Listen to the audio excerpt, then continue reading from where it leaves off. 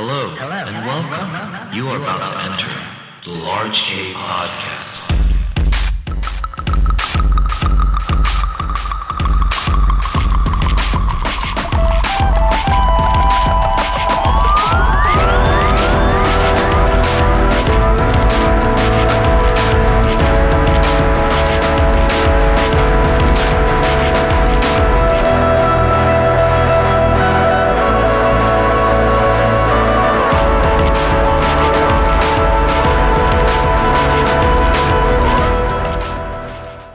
What's up, everybody? My name is Kazu, and welcome to Large K Podcast. Summer should be over, but it's still hot as hell. I hope you guys are doing well and staying hydrated. Hot weather makes me not want to do anything. I get exhausted very easily, and sometimes it's hard for me to go to sleep at night. But I had to work on this podcast episode because interviewing this guy was awesome. For this episode, I talked with Andrew Eatsmen AKA Echavox. He's a talented artist from Whittier who created a musical called Core, and he showcased the musical in mid-August, and this was the biggest production that he's ever done. Core was definitely the core subject of this episode, no pun intended, but also we talked about how he got into creating dark ambient music and why he goes for this specific aesthetic. I had a great time talking with him and learning about his vision. This is Large K Podcast with Echavox. Enjoy. Short-lived, thin ribs. Scroll upon some pictures of your intrepid face.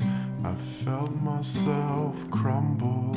I played it off as humble. We speak only now in mumbles. I hate I played your game. Love spitting out the woman. Dive into the ocean, crawling out of the womb, falling back into place. You said that you could cut me. I love that it's so easy. Maybe I entered early. My tongue retains your taste. Much change, short range. I helped you see a God through the movements of my teeth. You warned me you might leave it, but I just couldn't help it. You chose to tell the truth. I guess you're just like me. Love spitting out the woman. Dive into the ocean, crawling out of the womb, falling back into place. You said that you would cut me. I love that it's so easy. Maybe I entered early. My tongue retains your taste.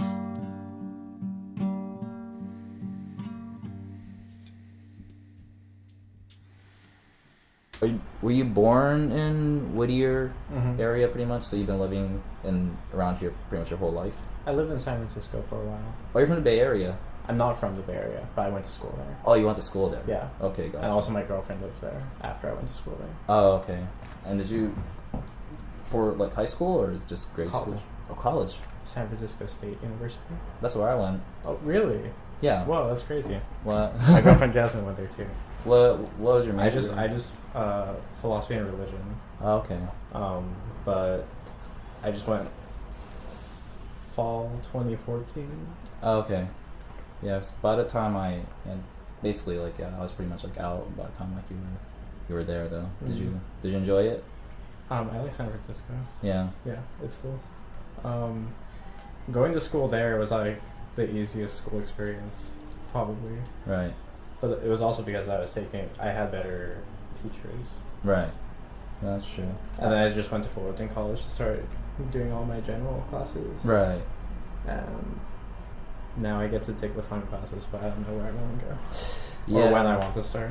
Yeah. But no, I mean at least you had like an experience over there. Yeah. You know, so that was probably like a good time for you at least. You know, Definitely. while you were in the Bay Area. No, I Read a lot of music. Yeah, so because I majored in broadcasting and I did You're in Becca? Becca, yeah, I was a part of Becca. I took Becca 200, but that was it. Oh my god, I haven't heard that term in a long time. But yeah, I was a Becca major. Oh wow. I think this guy too was a Becca major. Oh really? Yeah. Okay. Wow. And this guy just moved to Davis. Right on. What part of SF were you living in? Just wondering. I lived like right. It was like a little over a mile away from the school in like towards Daly City. So I guess it's Ingleside or Ocean. Oh, okay. I'm not sure. Ingleside. Yeah. Yeah. I actually lived in the same area too. Cool. Is that like where those like the student apartments are? There's Park Merced, which is like It was like if you're going towards Park Merced, but just keep going further. Yeah, keep going further, right? Like an apartment. Yeah, so I lived basically around the area that you were living in. Cool. That's so strange. Yeah. Something common then. That's pretty cool though. But as you were like growing up and like going to school in the Bay Area, like was music something that you've been consistently doing, like or? Yeah, I've been doing music for. I started doing it seriously in like high school. Like in middle school, I was in like marching band and I took piano lessons and guitar lessons. Yeah. And then in high school, I was in like choir, drumline, marching band, jazz band. Okay. And theater. Yeah. What was your first instrument? Guitar. Guitar? Mm-hmm. Okay. I actually saw this I'm just double checking this. Okay. I actually saw this video on YouTube. When I was like doing a little bit of the research. Mm-hmm. I actually because just like how I asked you about like if you have done interviews before, you actually did an interview, and this was you played this song on an acoustic with this girl. Yeah. And I think the song was called Sail. Mm-hmm. Sailboat. Yeah, Sailboat. Yeah. Mm-hmm. It was very pretty. Thanks. and it's just cool that the stuff that you're currently making right now was like, you know, definitely like different from like what it is back then, but yeah, like, definitely. I have new music coming out that's more like that. Oh, okay. Yeah. Yeah, I'll definitely love to hear that. For sure. Actually, I have the Echavox anthology that my friend helped collect for me. It's really funny because like I started making music on the computer before this one that I had. And so like a lot of the stuff that was on there, like I lost a lot of the stuff. But I had put it on Bandcamp. So my friend Tristan Hewig and my friend Michelangelo, they had both like had downloaded so much of it and like kept it. Yeah. And then later I was able to like get it back from all them. Oh, okay. Yeah. Wow. So they have more extensive libraries than I do of my own music. Oh, okay. Some like I don't know, some like lost albums by Echavox. There's a lot of lost demos. Yeah. No, yeah, you should definitely put them out. Like, for sure. Yeah, but maybe was Echavox like originally like started off as like a band essentially, like where? It started off with my friend. Well, so I was in a band before. And then when that stopped, I started like doing my own music, like music that I was writing, not like music that I was writing on my own. And when I started doing that, I met Alexis, who's that girl in the video. Yeah. And we started making music together under the name Echavox. Oh, okay. But then we stopped making music together and both went solo, but I just kept using the name Echavox. Oh, okay. How did you come up with that name? We were texting lyrics to each other, like we just do that sometimes. And then I remember I was in a car driving to a Korean barbecue place with the old band. I was texting her, and came up with Echavox. Vox in Latin is voice, I think. Yeah. And we met because we were in choir together. Right.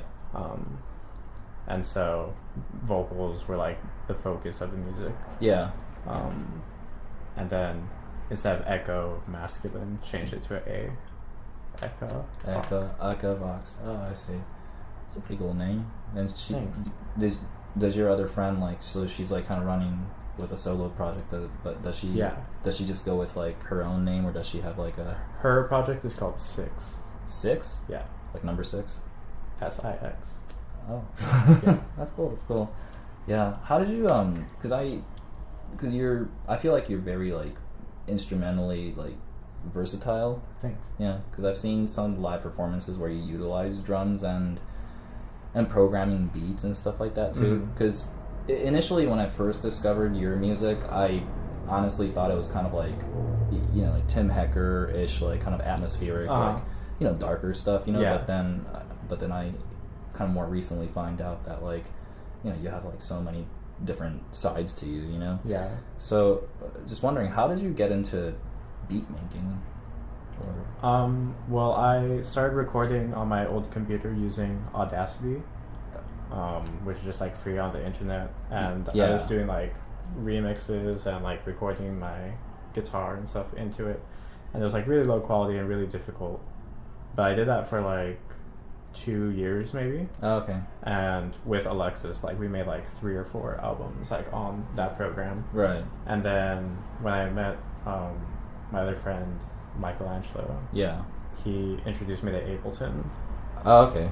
and I was like, what is this? So you can have like, I could record my voice and guitar, but then also have like samples, and like I think that was when it like clicked in my head, like, oh, like I could get better programs exist. Yeah.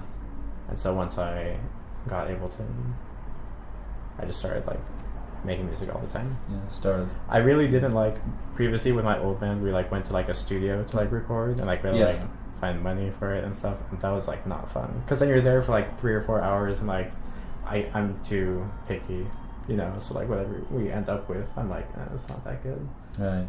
So once I was able to do it at home and just like, you know, do it how I want. It's convenient, right? I mean, like you're really convenient. pretty much in control of everything at that point too. Thank goodness for technology. Right?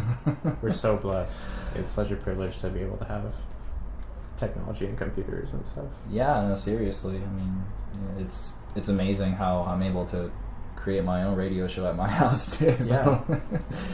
For essentially free. Yeah, essentially free to even put it out there too. And so. Free, like the potential is like huge. Right. Yeah.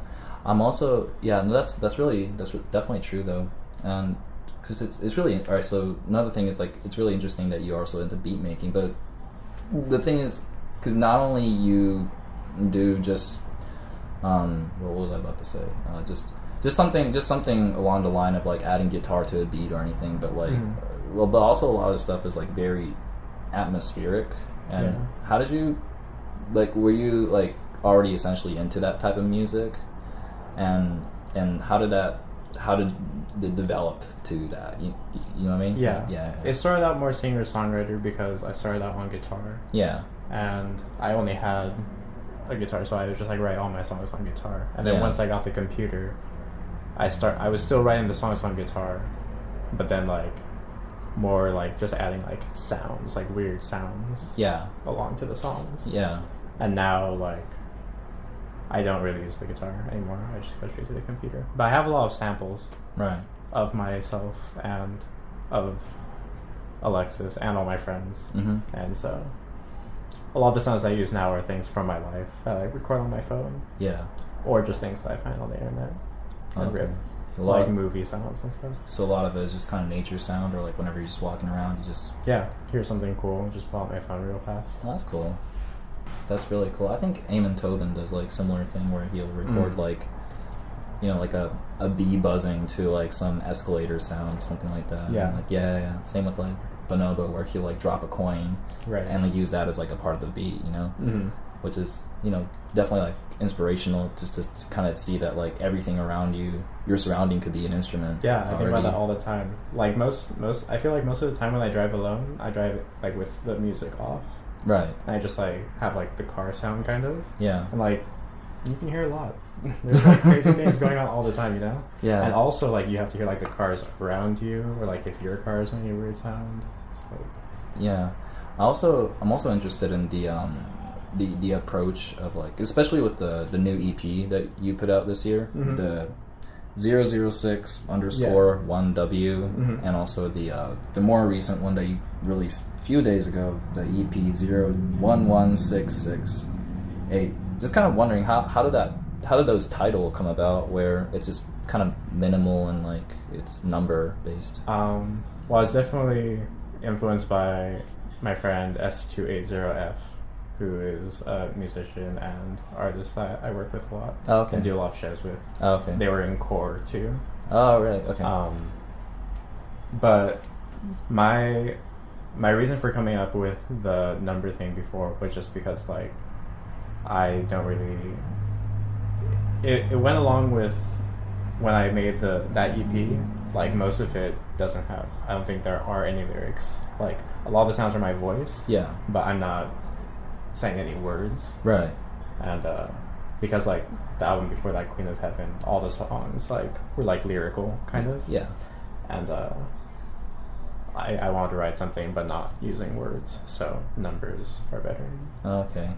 And also just because like just like music like can be shared with anyone whether you speak the same language or not. Right. Yeah. Like numbers are like more universal. Okay. Than Roman characters. Okay. But those numbers, like, do they essentially kind of like mean anything? Like when you it was also like the name of my character in Core. Okay. Yeah. Yeah. Because I think I don't know if I read it on Bandcamp or I don't know if it was something you posted, but I think it was the more recent EP that you released that it was like, what was that music also part of Core? 01166-8, the most recent one. Those are interludes from Core. Okay. Yeah. Gotcha. Yeah. I say let's transition and talk about Core a little bit because this is like I feel like this is like probably one of the biggest accomplishments you ever made within your like definitely the biggest thing I've ever taken on in my life. Yeah, for sure. So this is would you consider it to be like it's a musical, right? Like that's what I considered it to be. Yeah. But other people told me otherwise, that like it was just kind of like my show with my music with dancers and right. visuals. Okay. I don't know. Anything is, it can be whatever you want to call it. Where did the inspiration for the or not just the inspiration, but like were you into like musical like growing up, or like was this like yeah. When I was young, I would do musicals at my grandmother's church. Okay. And then in high school, I did the musicals there too, and they were really good. And the theater that we did Core at was the same one that we used in high school. Oh, really? Yeah. So that's kind of cool, huh? Mm-hmm. It was nice to be in there, and like now like we get to call all the shots, and, like, make everything look sick. That's so cool. The for Core, what's the theme behind it? The idea that I had, like my interpretation of the show, is that it's like some sort of like parallel world that we can kind of see ourselves in, and so there are people that are like enslaved and all day they just have to like dig for oil, because they ran out of water, and so now everyone is like worshiping oil, and they think that like oil, which like symbolizes like greed, will like save them. So they're like drinking all this oil, and everyone's getting sick and dying, and then there's like this other character who just kind of represents like goodness, who like shows compassion to someone, and then they pass it along. But it has a lot of tangents. It has a lot of just fun little sections. But that's kind of like the premise of it. Wow. What was the how long did it take for you to prepare the entire thing? And I guess like 9 months. 9 months. Wow. Yeah. We thought it was going to be a lot shorter, but we didn't know who was going to be in it. It was just kind of like, hey, if you want to be in this, like, come check it out, right? And come see if you like it. Yeah. So we were doing that, and we got a lot of people, and we just took what everyone had and tried to make the best thing out of it. Took everyone's skills and whatever they wanted to contribute. Oh, I see. And we put together this show. And so it was crazy because we thought that it was going to be something, but then like week after week when we were meeting, like it would change so much. Right. So then after a while, it's like, is this a musical, or are we just gonna do like crazy performance art, or are we just gonna like record some crazy videos? Right. But it's actually like all of those things, and I don't think that's over. Like, we're gonna do more things. Yeah. For sure. No. We're just waiting for the right opportunity, and also like because there are so many people involved in it. Yeah. It's hard to meet up. Right. Yeah. Because I mean, it's of course it started off with the concept, but then like as you get like different talent like on there, like you want to utilize. And then like some those people skills. are like really good, but they're like, oh, I'm gonna be gone for the next 3 weeks. Right. And then by three weeks go by, and the show's like not completely different, but like we've grown so much. Right. It was also really great because everyone that was in the show wanted to be there, and like was really like, whenever they got there, they were like down to work and not mess around, and so that was really sick. But we only met for like 3 to 5 hours once a week. Once a week. Yeah. Wow. Yeah. And then like not within 9 months of preparation too. So that's still a lot of work. It was a lot of work. Yeah. It was my like full-time thing for that entire time. Yeah. That's amazing. How many people in total do you think was involved? If you More than 20. More than 20? Yeah. Of course, not only just like the performers, but also behind the scenes, right? Like, yeah, you know, lighting. Like we had and like our costumes were made in like Colorado by our friend who moved out there. Oh, really? Yeah, Wow. and they sent them, and then like other people make costumes and like decorations, like set decorations. Yeah. props. Okay. Yeah. Gotcha. I was just wondering about like certain props that you have like within the musical that I thought was like really curious is like everybody else on the stage were like, you know, wearing completely black, but then there's this maybe like 1 or 2 characters who are like completely half naked. Mm-hmm. Why is that? That part to me was like, so at that part 2 shirtless men in the story they're supposed to be representing masculinity. Okay. And they kind of like run on stage and like attack me just like over the top, and he like throws me across the stage. And so right at the bat it's kind of introducing the idea that like masculinity is toxic and goes right along with greed. Oh, okay. In my opinion, It's just in your head. yeah. And yeah. Oh, okay. It's funny how that came together. But yeah, good observation that they're the only shirtless characters. Yeah. Because I was thinking, I mean, yeah, because there's actually like a lot of the costuming did have meaning, but we didn't want to get into that like in the program, like because it's a lot to explain, and we thought that at the end of the day, like people are just want to see something cool, right? You know, like if they want to know, they can listen to this podcast. Yeah, exactly. You know, but like the blue vests, or like the vest when they light up, that's supposed to mean that they're like physically exerting themselves or like close to reaching like spiritual like excitement, you know? Yeah, reaching like that, almost like a life condition of rapture or something. Yeah, like, just like imagine if you're like really like energized and your skin starts glowing. It's kind of the same concept as that. It's kind of I see. Yeah, actually, when I saw that neon light thing happening, like it's really weird, but like it kind of reminded me of I saw Daft Punk like a decade ago, like and when they came to Los Angeles, and at the end of the show, like their suits lit up with like all the neon things on, and I don't know why, but like I loved that. Yeah, it was pretty cool. Like just kind of looking at that. Yeah. What about that? I'm also curious about the there's this one dude like that was like all the way on the left who had a mask on that looked like a crow. Was it on the left? Mm-hmm. Yeah. It's on the left if you're looking at the stage. Yeah, if you're looking at the stage, yeah. Mm-hmm. Does that where did that idea came from? That was the key. Like we just asked everyone to like bring in the mask that they want to wear for the show. Okay. And the keyboardist Andy brought that in. I know that there is like some like cultural significance to that in some places of the world. I'm not sure what it is. Yeah. Do you? No, I don't know. Did you just like it?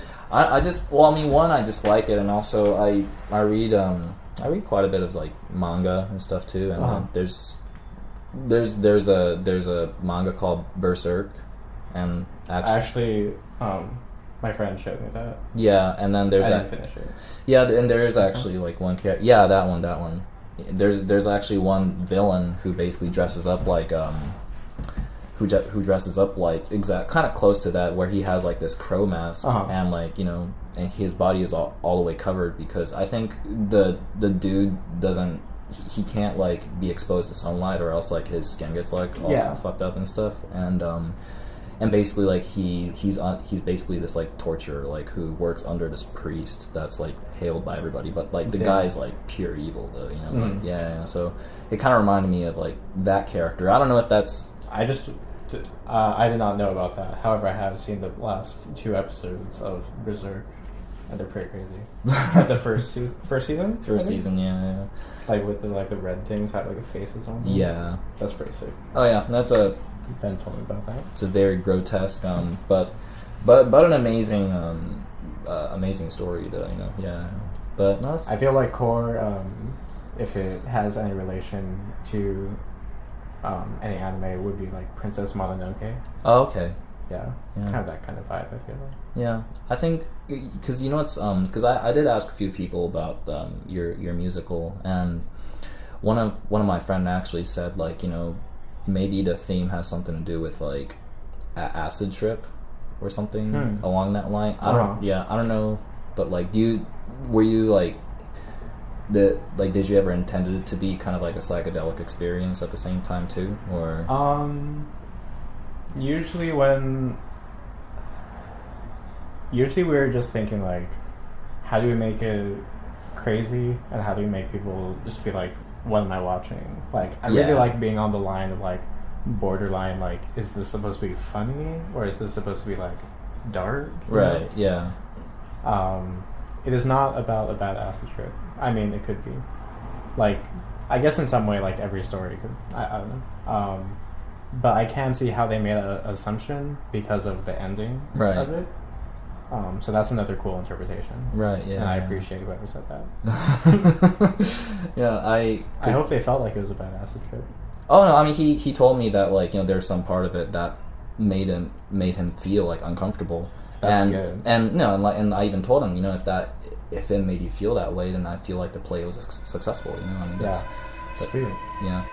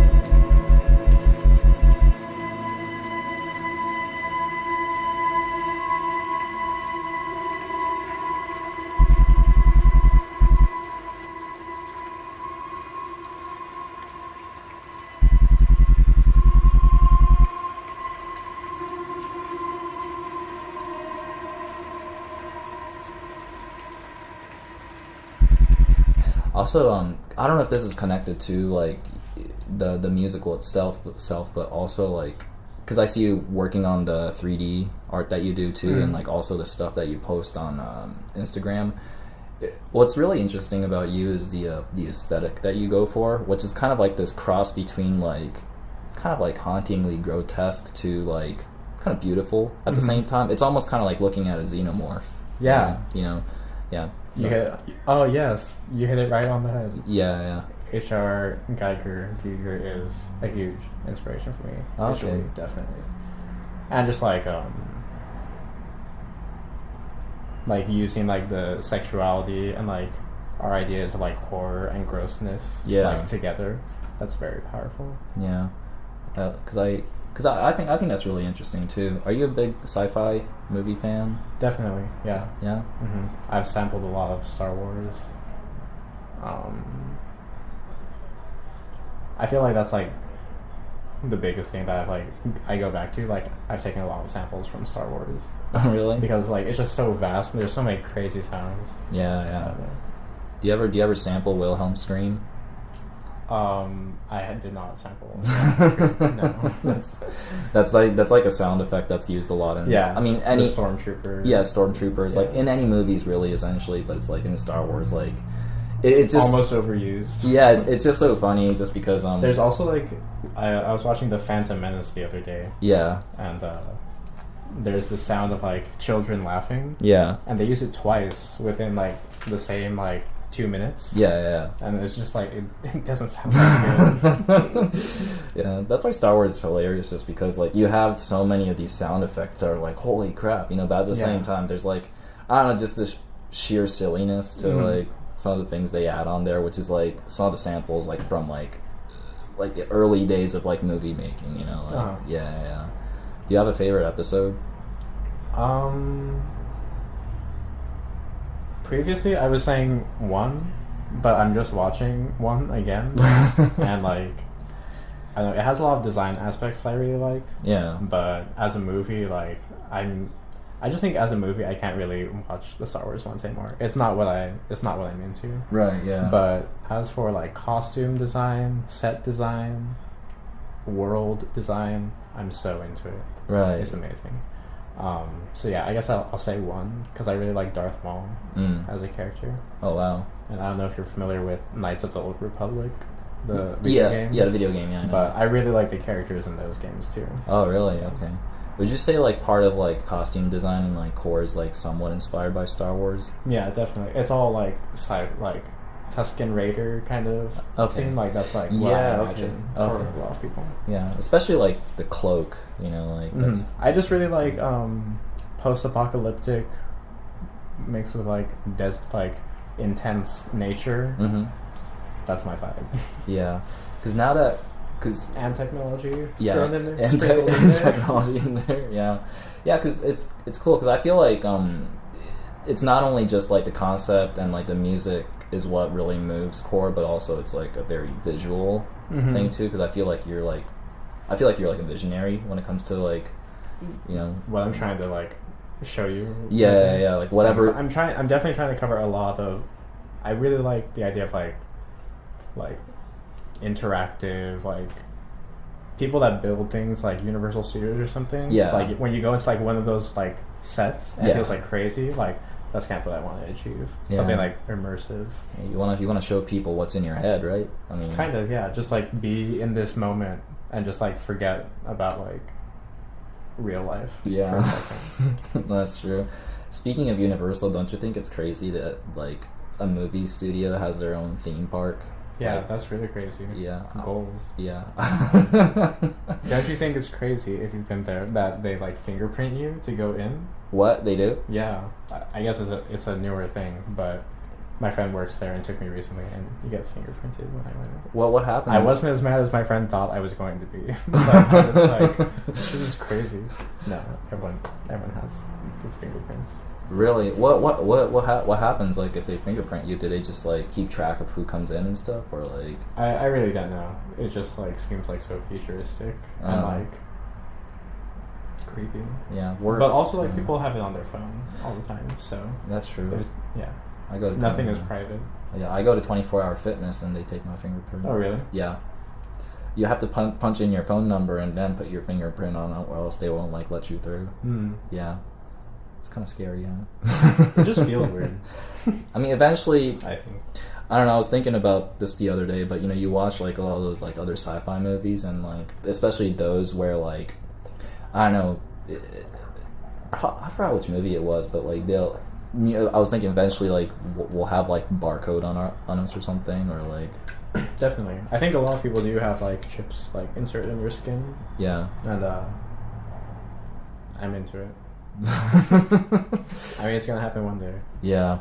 For core, because I know that like this was a big accomplishment for you, but also at the same time, like you want to put it on again, right? Like eventually, and yeah, eventually. I'm definitely not in a rush to. Yeah. Because it takes so much planning, and basically like, it just doesn't make sense to do it again, out of pocket. Right. Yeah. And like trying to like crowdfund, Mhm. like I don't know, maybe we'll just like have another show and just like sell tickets. Yeah. But yeah, I just don't want to think about it anymore, so I'm Yeah. just gonna wait until like the right opportunity comes. Oh yeah, no. Yeah. What I wanted to ask was like if like, you know, when it comes down to like the time of like planning for like another core, Mm-hmm. Would it be like a similar concept where you bring in an idea and kind of depending on like who's able to come, like you want to utilize that talent, or Yeah, probably. I mean, there could be a situation where we can afford to like hire actors and musicians that we want yeah, and put on like the thing that I view in my head, Mhm. like exactly what I want to put on, yeah, which is cool. But more likely what will happen is that like it's just gonna be like a bunch of people come together yeah. and we're like, let's see what we can do. Okay. Yeah. What's Because I feel like that's more like the spirit of like the core experience, kind of. Mm-hmm. Because we're all like friends and just like people that met at like shows and stuff, Yeah. and then just like kind of did it because it was fun. You know? Mhm. So that's more important than me getting my exact, you know, Yeah. whatever I want. You're yeah. It's not about me. Yeah. It's about everybody that's involved and Yeah. like, taking part of this whole thing. It's about showcasing all these people that like everyone hangs out with, but it's like, hey, we're all gonna like work hard to do this thing. Right. Like, Yeah. come see what we do in our spare time, you know? Yeah. Why did you call it core? So I had this like CD that I got at a concert of this choir that I saw in France with Mhm. Alexis Yeah. and a lot of other people from core that were in choir. At one point we went to Europe and we were in France and we saw this choir perform, and I bought the CD collection, and the collection is called Queen of Heaven, and like the ID number on it was like core 135 or something like that. Okay. And so I got the album name Queen of Heaven from that CD. From the CD. Okay. And then when we were starting this new thing, I saw on the side that said core on there. I was like, I might as well. I see. So that trip to France was pretty, like, I don't know, significant for you then, huh? I guess so. I absolutely, in retrospect, it is now. But I think it's because I chose to use that artifact to pull my inspiration from. Mm-hmm. Yeah. But yeah, we saw this choir called Harry Christophers and the 16, and they're like literally flawless. Like it's almost listening to machines, like, because it sounds like so perfect. But they're like, I don't know. It's 16 people singing, and it's really beautiful. I can play you some later if you want. Yeah, sure, definitely. Well, for this podcast, I ask this question pretty much every time, but I think you probably already answered it from that, you know, when you were talking about the choir, but what was, to you, what was one of the most memorable artists you ever seen live? So I think my 3 favorite performances I've seen recently are Solange at FYF, tonight at Coachella 2019, 2013 or 2012. And what was the other one that I said?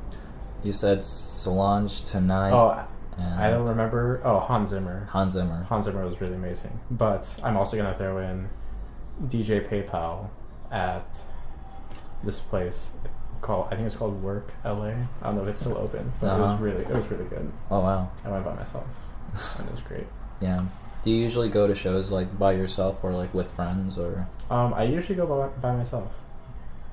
Because like they're usually like pretty late, like they start at like 9 or 10 or something, and I don't like, most of the people that I would go to shows with don't live where I live, so it's like if I'm at home and it's like 9 or 10, like no one's gonna want to go with me. Right. Yeah. But usually when I go there, like I'll see people that I know. Yeah. I get you. I like going to shows by myself too. I like going to the movies by myself too. Oh, same here. But usually I just go with my girlfriend Jasmine now. Right. Yeah. So that's cool. I don't have to go alone.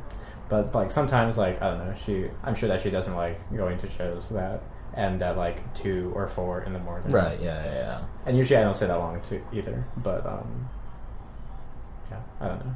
Yeah. So sometimes like it's tough staying up that late. Oh yeah, I mean, and then you get back home and like if you have to wake up early the next day or something, then yeah. But you don't want to miss the artist that you want to see, right? Like, right. Yeah. Sometimes that could be, I don't know, the best night of your life. Or yes. And that's kind of like when playing shows. Like sometimes like the day will come around and like you don't feel that good or something, but you never know, like that show might be really really good, or like one person might like really really like it. Yeah. And so that's why we keep doing it, I guess. Yeah, I think the I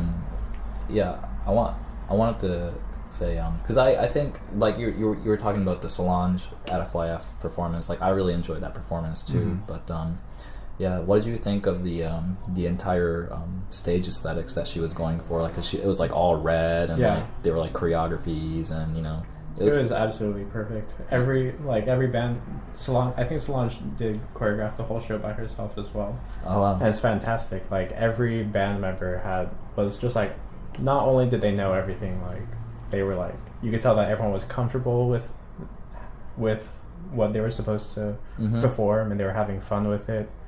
And like the chemistry between everyone on stage was phenomenal. Right, yeah. She sounded so good too.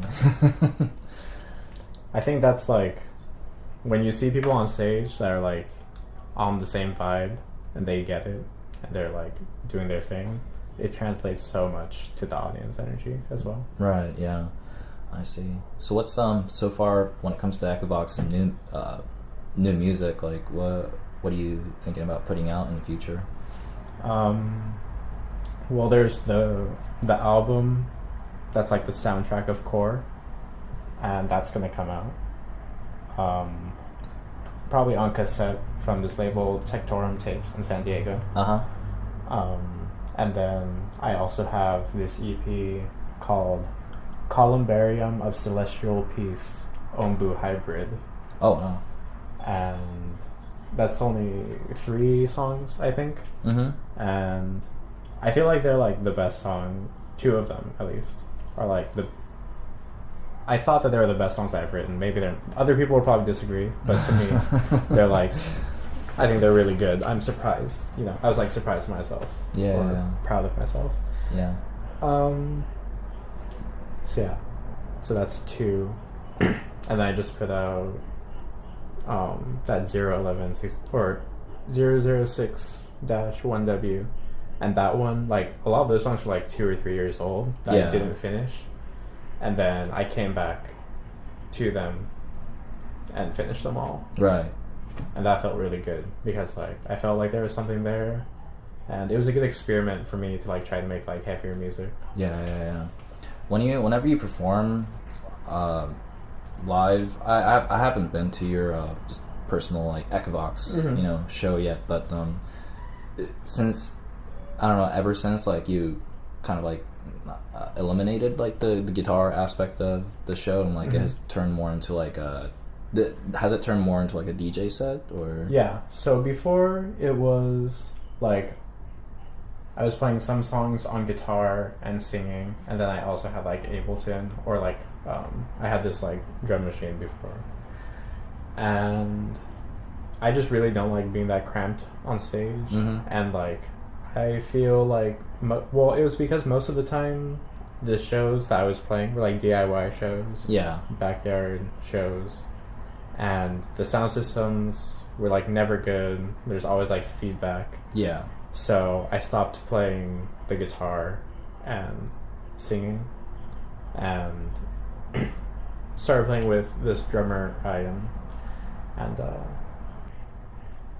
it was just really difficult for me to feel like I'm having fun while also playing guitar and singing and worrying about a computer and like mixing it myself. So until I knew that like I didn't want to like perform my songs like that unless I had a full band. And so core was the opportunity to do that. So that was really fun. The show when the Echavox show when it's just me and Ryan playing drums, that's like a DJ set. It's like Tetris basically. I can show you that too. It's really fun. But so yeah, I have all these sections of like loops from little songs, from other songs that are not mine. And so usually we do like an Echavox song, and then we have like these 4 like 15-minute pieces, and then we just like go through those. And in between each one we'll play an Echavox song. So usually people are hearing like 4 Echavox songs and then like 200 samples of like crazy other stuff. For future shows that you're doing solo, like would you be adding some like core material like onto your set too? We've been playing some of the core material, but I'm really trying to push myself to do all original sets that are still fun and like dancey. But I'm just like really nervous about playing my original music live for people. But when you say original music, like on the spot, like make a music there, or like you're just talking about? I mean, because like in the set that we were playing a lot, it was Ryan and I, and it was like the DJ set that we were doing. That's what it is. Okay, gotcha. Right.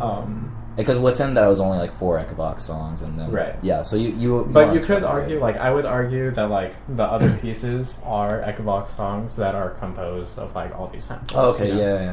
Like they definitely have like shading to them, and like tempo changes in them. And so moving forward, I don't know, it's gonna be different for sure.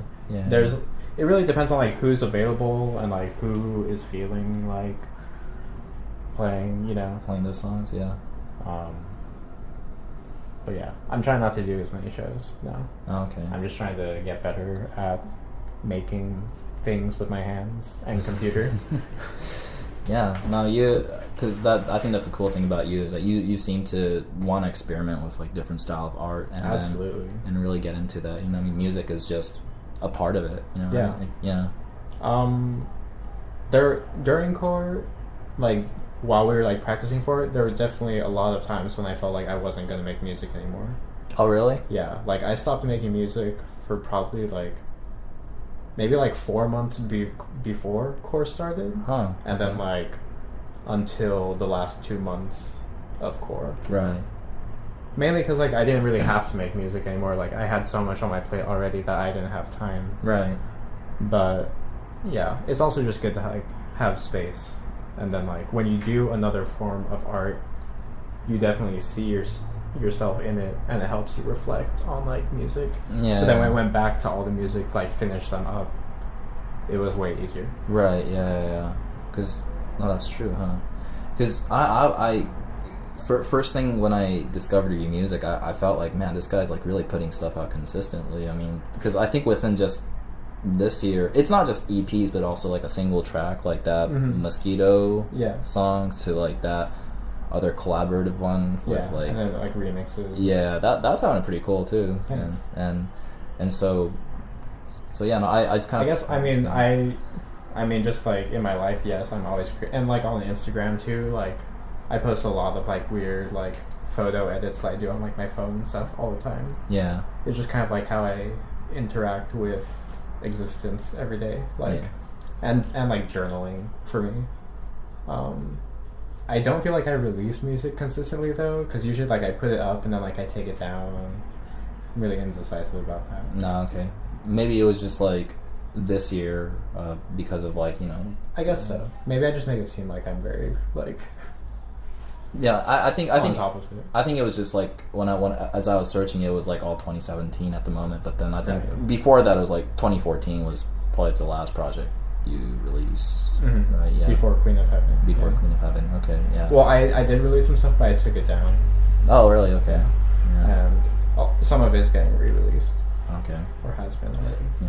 On the anthology, right? Yeah. The lost tapes, the lost music of. Speaking of Echavox. lost tapes, like I have a bunch of like random things like this. Like there are these 4 core tapes, Oh, nice. and like they're blank right now, but I'm just gonna put like some really crazy stuff on it, Yeah, dude. and just like sell them at shows. Yeah. Yeah, definitely love Like to I always hear. make. Usually when I make like merch or something, I try to Mhm. make them like super custom and like small run. So this is like an edition of 14 prints, and like each one is like hand like signed, I would say. But, like, Oh, okay. each signature is different, and again, it's only using numbers: Right. 0, 1, 6, and 8. Okay. Yeah, everything in here is like pretty much handcrafted. Oh, this is really, really cool. Thanks. I have this one too. Oh, nice. And these are all like through 3D art that you make and Yeah, stuff. and Photoshop. Oh, okay. Yeah. No, this is really, really cool, man. And Thanks. I'm really looking forward to like more of the future project that you're gonna Thank release you. and pass it on to people, to Thanks. show this is what Andrew's vision's all about, so. I think it's just about appreciating nature and respecting nature and each other. Mm-hmm. Just normal human stuff, Yeah. you know? No, definitely. Now, I pretty much asked everything that I wanted to ask, but like I had this like kind of small segment on this show called This That, where I'll be asking you, just shooting you some questions, and you could just give me like a 1-word answer. It doesn't have to be 1 word, but Okay. you'll know what I mean. Just anything that I think of yeah. in response to it. Yeah. So, cats or dogs? Dogs. If you can visit any place in the world, where would it be? Chiang Mai, Thailand. Oh, really? Why is that? Because when I was working at Downtown Disney selling churros, I met this person who was from Thailand. Oh, really? He was raving about Chiang Mai, Thailand, and how I think he said that they have like great coffee there. And I'm not interested in coffee, but like this guy was like he was very enthusiastic about this place, Hmm. and I looked up some pictures and it looks great. Oh. I'd love to go. Yeah, definitely. Shlomo or Sophie? Sophie, definitely. Yeah. His stuff is very I feel like it's pop, but it's glitchy and it's odd. I saw Sophie perform, and that was probably like top 5 of my life. as Oh, well. really? Yeah, the sound system was really, really good, and it was like very loud, Uh-huh. and I could just feel every bubble and like snap like through my body. Oh, wow. Yeah, it was great. That's so cool. FKA Twigs or James Blake? FKA Twigs. Hard question, but FKA Twigs. Yeah. But you're also a James Blake fan too, huh? Yeah, definitely. Overgrown. Yeah. It's like I've listened to that CD so many times. Yeah. LP1 and Overgrown are definitely like always in my car thing. Mm-hmm. I usually, if I do listen to music in my car, it's usually on CD. Oh, okay. My aux cable thing is very broken. Yeah. Actually, well, I guess we could add this on to here too. But a favorite Arca album. And. And However, Ben would correct me and say that it's Mutant. That Mutant is the best one. But I haven't listened to Mutant yeah. because I remember it came out and I saw it at Amoeba. Mm-hmm. And it was like, I think it was like $14 or something. And Yeah. I was like, I'm just going to wait until there's like a used copy. Yeah. But then like I never got it. And I never listened to it. And then the new one came out. Yeah. If you're a fan of Arca, then are you also a fan of Bjork too? I did appreciate Bjork's.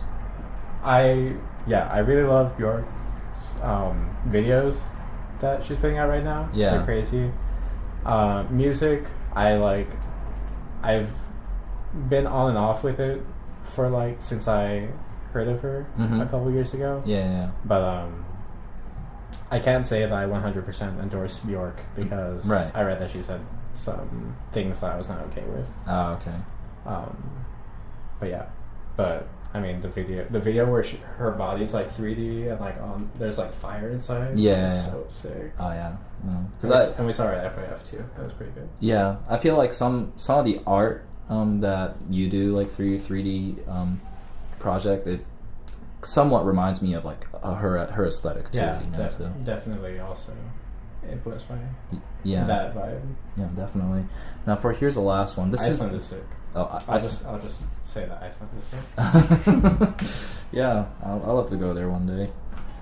So this is the last one. This is just fill in the blank, but Echavox is locked in a burning closet. I like that. Thanks. I like that. So now we're coming to the end of the podcast, and I was thinking about playing one of your songs. And what would you like to pick as the final song? As the final song. I think I'm pretty sure. Well, let me just make sure. Okay, so this last song is from a newer EP that I'll be putting out called Columbarium of Celestial Peace Ombu Hybrid, and the song is called Oracle Greenbird 60. As of right now, the name may change again. Oh, okay. Well, but this song was a collaboration with my friend Michael, and it's really beautiful, I think, and grand. All right, well, we'll play it then. Well, thank you so much once again for being part of this. And thanks to everyone listening. Hit me up on Twitter or Instagram. Yes.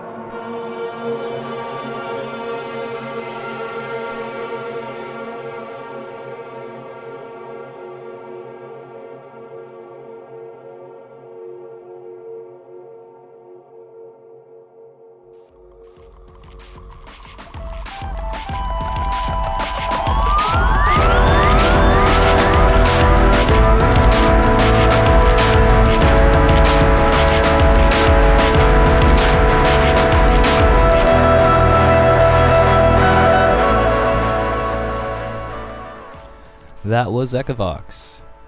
If you want to hear more of Andrew's music, then check out the Bandcamp link in the description box below. More podcast episodes are coming, so don't forget to subscribe and like my channel. My name is Kazu, and I'll see you again on one and only Large K Podcast. Peace.